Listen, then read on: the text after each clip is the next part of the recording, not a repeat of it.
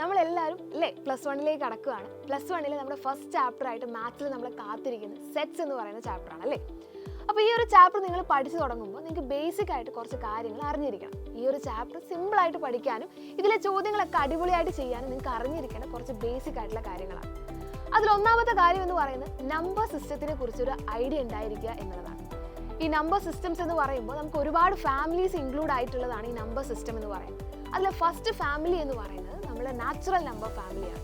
സിമ്പിളാണ്, 1 നിന്ന് സ്റ്റാർട്ട് ചെയ്യും. അതായത് 1, 2, 3 എന്ന് പറയുന്ന ഈ കൗണ്ടിങ് നമ്പേഴ്സിനെയാണ് നമ്മൾ നാച്ചുറൽ നമ്പേഴ്സ് എന്ന് പറയുന്നത്.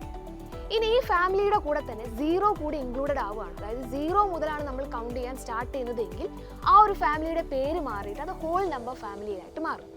ഇനി നെഗറ്റീവ് നമ്പറും പോസിറ്റീവ് നമ്പറും 0യും കൂടി ഇൻക്ലൂഡ് ആയിട്ടുള്ള ഫാമിലിനെയാണ് നമ്മൾ ഇൻഡിജർ ഫാമിലി എന്ന് വിളിക്കുന്നത്. അതായത് നെഗറ്റീവ് വാല്യൂസും ഉണ്ടാകും, പോസിറ്റീവ് വാല്യൂസും ഉണ്ടാവും, ഈവൻ 0യും കൂടി ഉണ്ടാവും.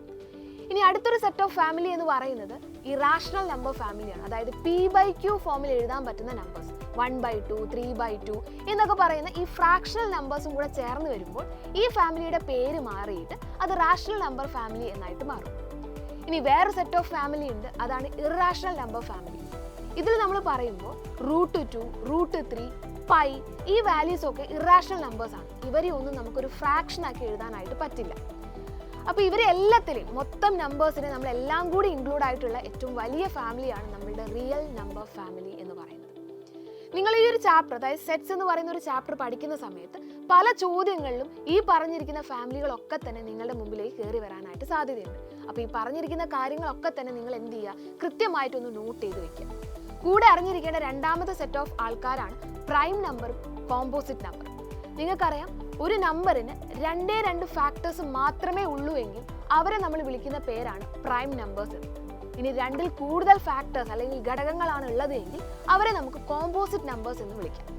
അപ്പോൾ ഈ പറഞ്ഞിരിക്കുന്ന എല്ലാ ഫാമിലീസും ഈ നമ്പേഴ്സും എല്ലാം തന്നെ ഈ ഒരു ചാപ്റ്ററിൽ ചോദ്യങ്ങൾ ചെയ്യാനായിട്ട് നിങ്ങളെ വളരെയധികം ഹെൽപ്പ് ചെയ്യും. അപ്പോൾ ഈ പറഞ്ഞ കാര്യങ്ങളൊക്കെ നിങ്ങൾ കൃത്യമായിട്ടൊന്ന് നോട്ട് ചെയ്ത് വെക്കുക. ഇതെല്ലാം പഠിച്ചുകൊണ്ട് നിങ്ങൾ ഫസ്റ്റ് ചാപ്റ്റർ ഒന്ന് പഠിച്ചു നോക്കുക. അടിപൊളിയായിട്ട് സിമ്പിളായിട്ട് പഠിക്കാനായിട്ട് സാധിക്കും.